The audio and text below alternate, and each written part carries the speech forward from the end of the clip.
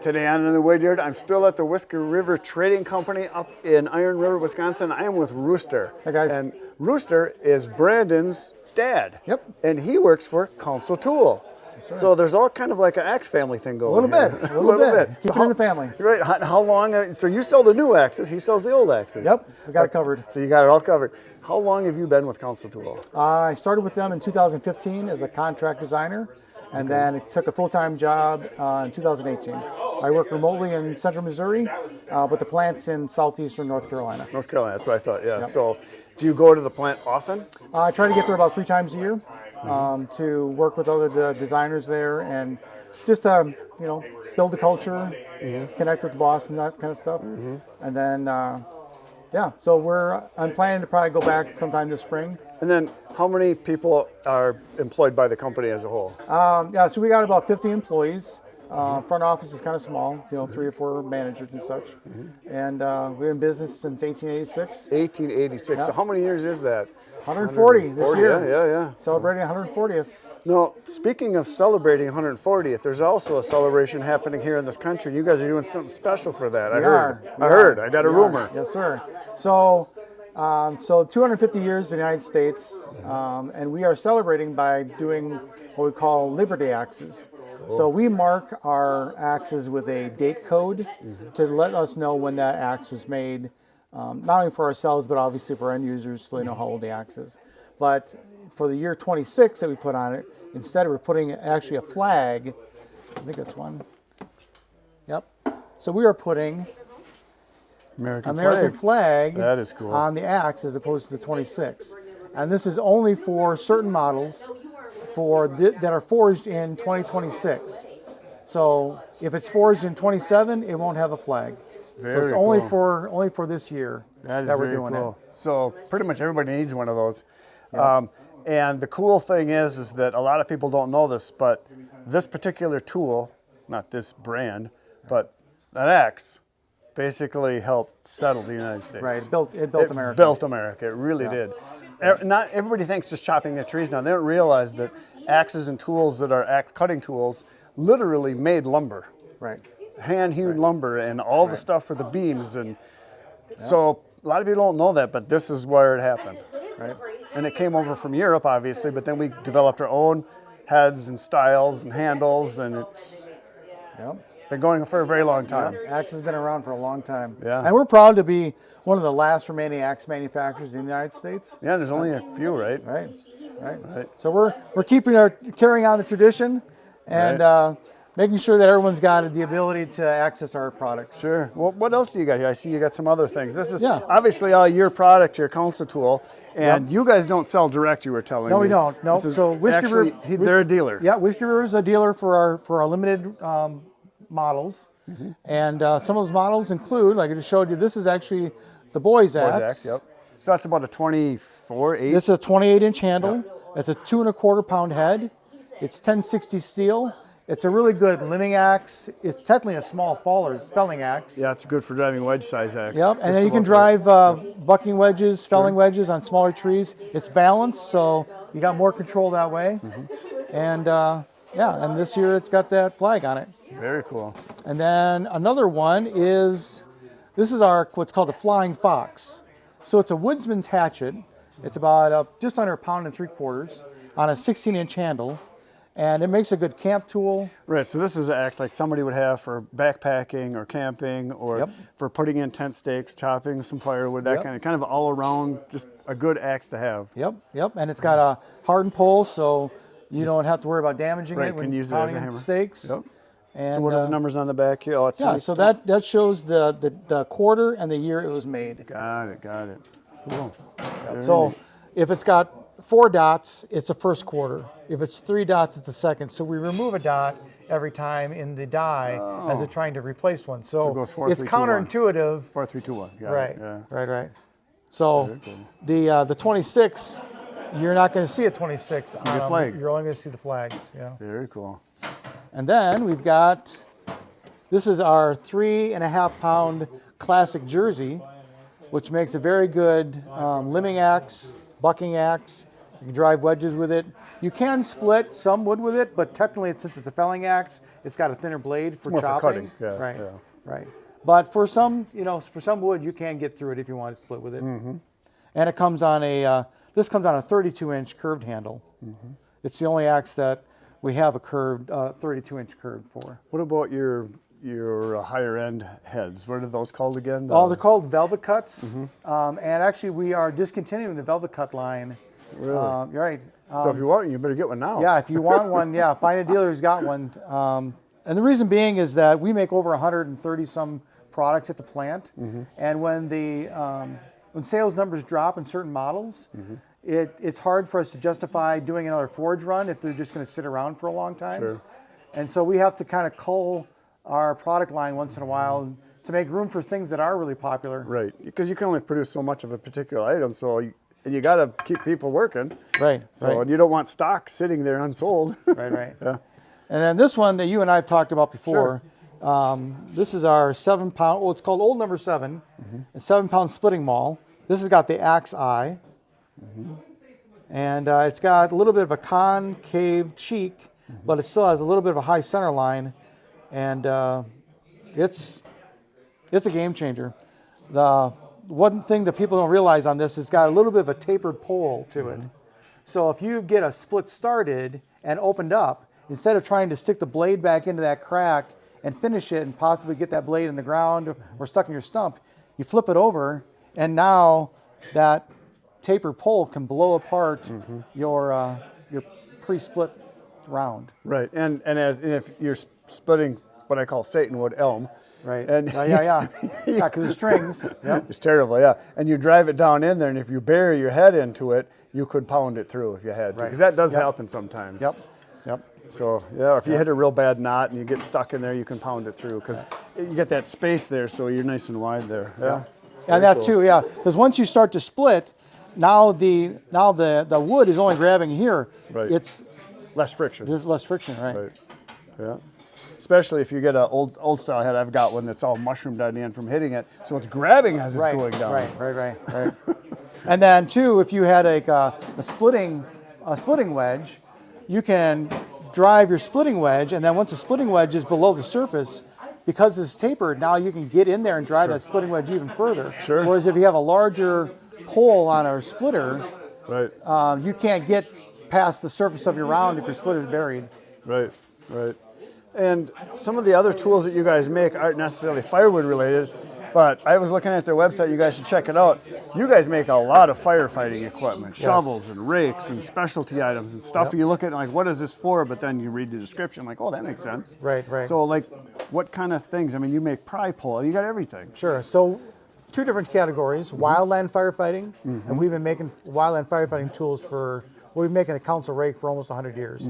The U.S. Forest Service came to us in the. That's the triangle-shaped type. That's with the sycamore teeth. Right. That's what I thought they were. Sickle teeth. Yep, sycamore teeth, and we've been making that since 1930.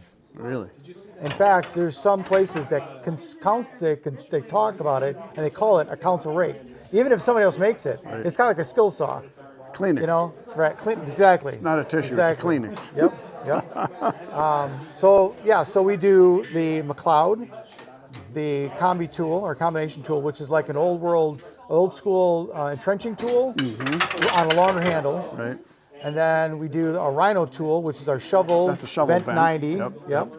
And then we do our Pulaskis, are very popular. We have the contract for the U.S. Forest Service for the Pulaski and the combi tool. So the Pulaski, was that named after a person, a place? Named after Ed Pulaski, Got it. who was I a thought so. wildland firefighter. I saw that on your website. He's the one saved 40 of his men by putting them in a cave when the fire came over the top. Yeah, he's a hero. Yeah. Like the most interesting man in the world type situation. That nobody really knows about. Right. Yeah, usually the real heroes you don't hear about. Right. Because they don't want to be. Right, exactly. Those are the real men. Right. We aspire to be that way. Stay quiet. Exactly. And then the other category is municipal fire. Right. And so that's more structural fire in town. That's right. And we've got probably our number one is our 30-inch TD30 Halligan.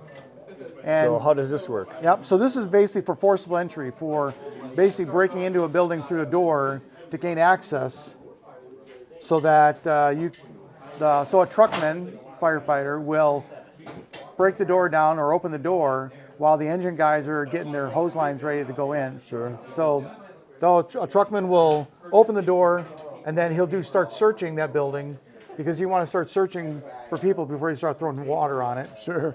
And then once the building has been cleared, then the engine company will come in and start putting water on the fire. What do they do? Yeah, so this is called an adze. So this will get into the gap between a door and its jamb. Okay. And as you rock it or twist it, you're actually gapping. And then as you do that, you're crushing the door so you can get it in further. And then once you get behind the door, then you can pop the door open. Yep. And then the pike, oftentimes you can use that in a padlock hasp. Oh. Stick it in there and then hit the backside with a axe or a maul. Sure. Or a sledgehammer, and then that will basically break a padlock off. Okay. The fork is also used for gapping on a door, especially because they're nice and thin. And you can strike the backside with another Halligan or with an axe, and get that in the door. And then you can pull a doorknob with that cut out. Sure. And you can actually then also get on a set of hinges, a door hinge, okay, sure. and pull the hinges off the door. Sure. If you can't get in there, because some doors are hardened, Sure. or they've got a protective plate over it, you can't really get in between Sure. them. So is there any use for this kind of stuff for police for breaking Yes. through? Yeah, so first responders You don't want to see one of those coming towards your house. So first responders covers a lot of different Sure. personnel. And oftentimes on a like, let's say it's an emergency call for health.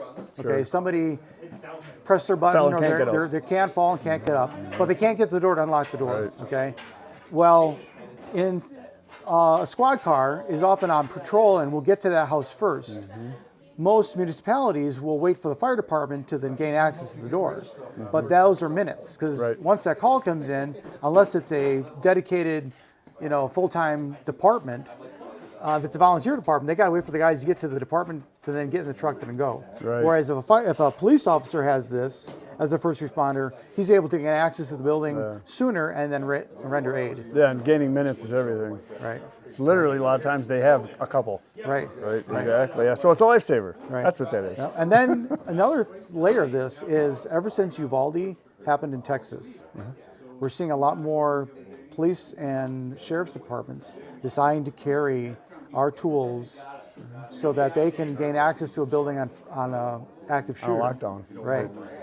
There are some municipalities, and I don't want to mention who, but some of them have a policy where the firefighters are the ones that are responsible for entering a building or gaining access, because the police department aren't, but won't allow a firefighter to gain access if there's an active shooter involved. So they're tying themselves up with one policy and another, and then no one's getting into that building. Whereas if you had a police officer who was skilled and had one in his squad, he could gain access to most doors in most schools or businesses. So Yeah. I've got a set like this, a little bit shorter, that with an axe that sits in my truck, because I spend so much time on the road that sometimes I'm the first on scene as a citizen, Just to as see an accident. Right. Because we're all, whether I like it or not, we are really responsible for each other. Oh yeah. And so if I'm there before the police or even the fire department's there, I have tools that if I need to break a window or open up a car door or support something to keep it from falling even further. Sure. This is a really cool tool. If we all helped each other, there'd be a lot more cooperation with everything. Exactly. And everybody be safer, and everybody be looking out for each other. There's just so many benefits to it all, Right. but most people are afraid of getting involved because of the legal things. Right. That's what Liability. Yeah, that's the thing that hurts everybody. Litigation in this country has ruined generations. Oh, I know. Yeah.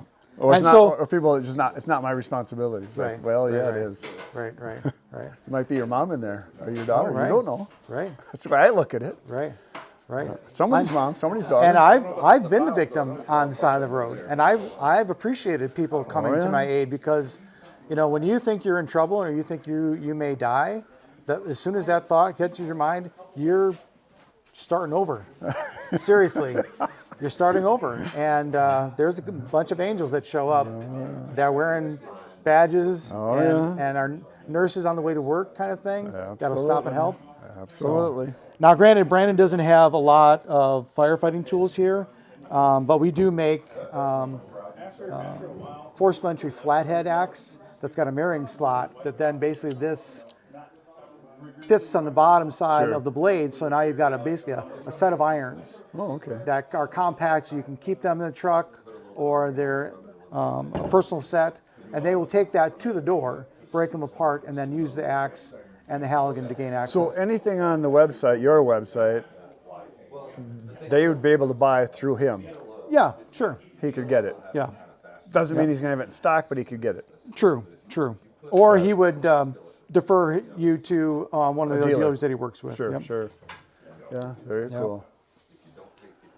Nice. So you said you have how many hundred? A couple hundred items? About 130. 130? I knew there was a bunch. Yeah, because just in our axe lines, there's, like if you just think about the 4-pound, we do a 4-pound on a 36-inch handle for like the military, and we do a 4-pound on a 28-inch handle for the fallers. I think the 4-pound is also on a 20-inch handle for the miners. And then like our 3.5-pound jersey is on a 36-inch straight, 36-inch curved, 32-inch curved, 26-inch straight for the miners. So there's lots of different variations of the same axe, depending on what the application is and what industry you're trying to support. So. And all your handles, are they all hickory handles primarily? Is that Yep. We make about 95% of our own handles now. Oh, really? You're turning them and everything? Yeah, we turn them now. The funny thing is that back in the early 80s, there was a fire that went through the plant that took out all the machinery in the buildings for the handle manufacturing. And it was so devastating, and they lost, all these antique, copy lathes that it was not worth to invest back in trying to build it back up. So they had been outsourcing all the handles from a number of companies for many, many years. Well, when COVID hit and we were struggling to get supply to build our own stuff because the demand was so high for tools across the board, we decided to really dive into doing our own handle manufacturing again. So right now I think the only handle that we use that we don't make, there's two of them. It's a 32-inch curved and the 36-inch straight double bit that we use for our Pulaskis, which have to be dipped in lacquer for the specs for the U.S. Forest Service. Oh, okay. Yeah, I suppose they have specs, right? Right. They've got specs because so much of their tools get stored in shipping containers that they have to be set up for long-term storage. So do they come to you and say, here's what we want, make it?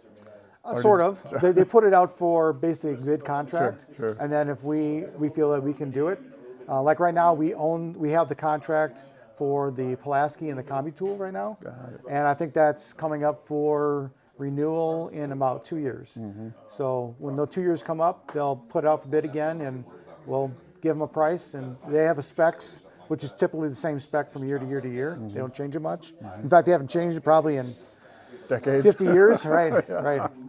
So when you say coming up for bid, basically that's not just to resupply them, that's just to replace broken items, to keep the contract for anything that they want? So no, it's so the contract involves all new products and replacement handles. Got it. Okay. So a lot of these tools are disposable in the minds of the end users for the government. It's not worth spending the time to fix it. Is it because a lot of them grow legs?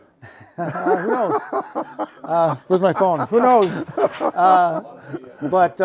So it's all new. All stuff gets Pulaskis. broken. And I know I'm not complaining. I'm just saying when you're not using your own equipment, you tend not to treat it too well. Right. So stuff gets used and abused. Right. Now I will say that the U.S. Forest Service and the wildland firefighting crews, they're a different breed. Well, their life depends on the tools out in the job, so they take care of them probably better. Right. Yeah. And their boss, their company boss, those guys are legit. And they've got a really good culture for the most part. Yeah. So I would say that most of those tools I will. Yeah, they stay where they're meant to. They don't end up selling back to someone's They didn't want to boil it to the guy working next to him, probably. Because your life depends on it. You will take care of your stuff. Right. Because those fire jumpers, people don't realize that's the real deal. Right. They're a different breed. Like Right. you They're said. the Navy SEALs. Yes, they are. Of the fire service. Well, there was, I don't know if you know who, Okay. David Goggins. David Sure. Goggins. So yeah, David Goggins, if you guys know who he is, he's an extreme athlete. He runs the 200-mile marathons. He's done all this stuff. And so he was a Navy SEAL, and he went and he did the fire jumping. He said it was harder. It was like the hardest thing he's ever done, the fire jumpers. Because you're living on a mountain, sleeping on the ground, fighting all, 18-hour days, sleeping under a piece of plastic you bring with you, and just, he said they're real. Right.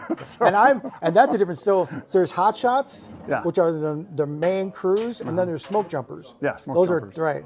But even the hot shots, that's legit. Yeah. Like they go to boot camp like right now, between now and like mid to late April, to get themselves ready for fire season. For fire season, which starts, May. So they go jump out of a plane and live on a mountain for a month, fighting fire with a stick with a piece of metal on the end. Right.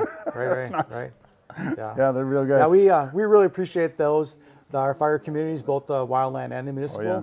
We're not just making tools so that we can make money. We're making tools so that they can help protect and serve our communities. Yeah. And the axe, like we talked earlier, the axe really solved settling the United States and building it to where it is. Very cool. So if you're interested in any of the tools that Council Tool makes, check out their website and then look for a dealer. Because I know on your website you can go and you can put in your zip code and you can find where there's a dealer by you, or you can buy them right here from Whiskey River, and they can get it shipped to you. So if you struggle with the find a dealer thing, just email us and we'll help you. Yeah, there's just a lot of dealers that don't carry our full line. Right. Well, there you go. That's all I got for today, folks. See you tomorrow morning, 5:30 a.m. Good night, Irene.